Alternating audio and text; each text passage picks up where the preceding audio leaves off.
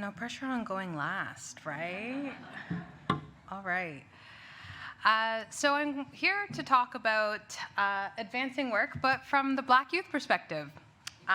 So my question to all of you is, have you been to Pearson lately? Any of you? Okay. I have to frequently go to Pearson Airport because I need to often go to the US. And so when you go into the line, there is the regular line, the one that I'm in, and it's extremely long. And it's like waving, like right when you think it's over, it's never actually over. And then there's the Nexus line. And the Nexus line, people just go on through. They're just hanging out. They have no worries in the world, while the rest of us are waiting in this very long line. And the thing about the Nexus line is, the people in the Nexus line, the more people that are there, the more troublesome it is for us, because they just like go up in front and go to the customs person, and it makes the line, the regular people line, a lot longer because they get to bypass.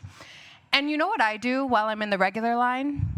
I look up how to put in a Nexus application every single time. I never finish it, but every time I'm trying to figure out how I'm going to get in this Nexus line. And I reflect on the Nexus line versus the regular line, and I draw the analogy of the employment line. And as a young person myself, I unfortunately lost a parent at a very young age. And I found myself having to navigate just life, but also figuring out, like, is my life circumstance going to change where I saw myself in my career, the things that I wanted to do? Is this circumstance that has nothing to do with me and is just a circumstance, is it going to prohibit me as I see all of my peers and people who have two-parent households and the resources pass by in this Nexus line? If you haven't gotten it already, the Nexus line is the employment line, okay?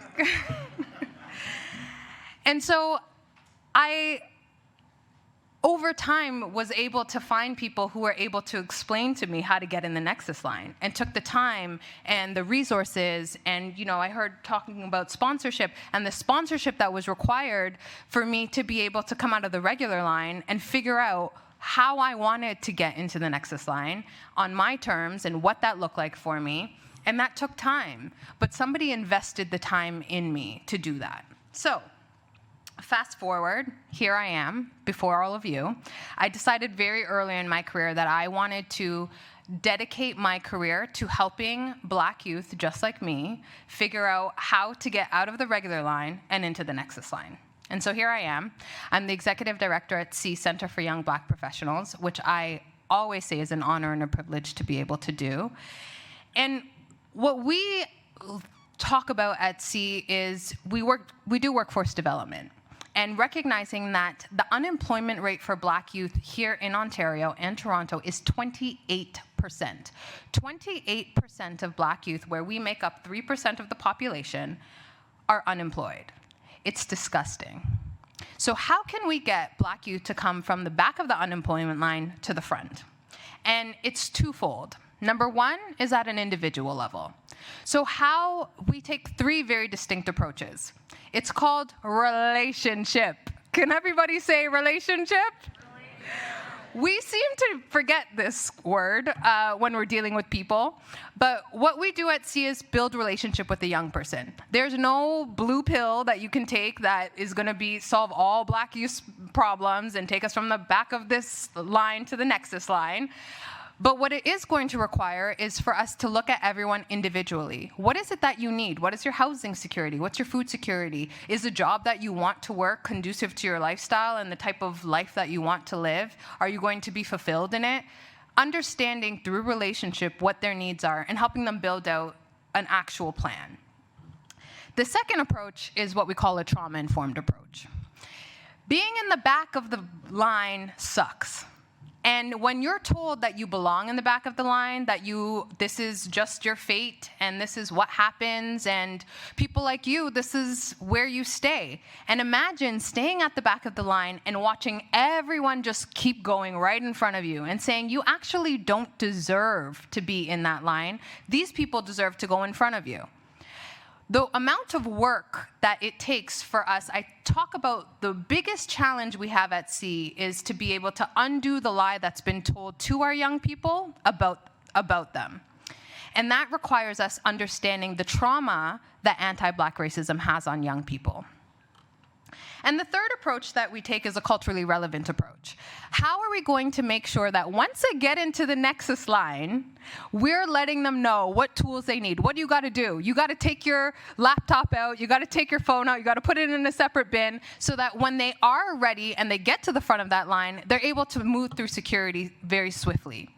What does code switching mean? Why do you do it? What do you do when you show up to a workplace and it's not an inclusive workplace and you have a choice to either take out the tools in your pocket that have been provided to you and address the issue accordingly, or are you going to throw it out, say, forget this and I'm out of here? And so the individual level is the first fold. The second fold is external, and that's where all of us come in. Because when we talk about employment for Black youth, we look at strategic ways of doing this. We cannot handle Black youth employment like regular business. We can't treat it like the regular line. We also can't treat it like the Nexus line. We got to have a strategic approach.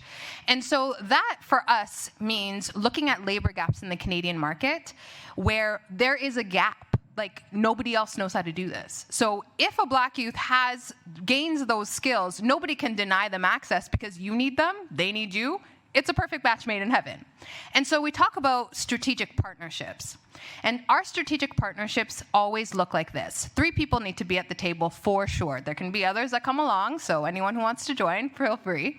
But number 1, government needs to be at the table. Because government makes promises, and us as community organizations, we deliver. You don't see politicians going out and running food programs. You have Food Share doing that.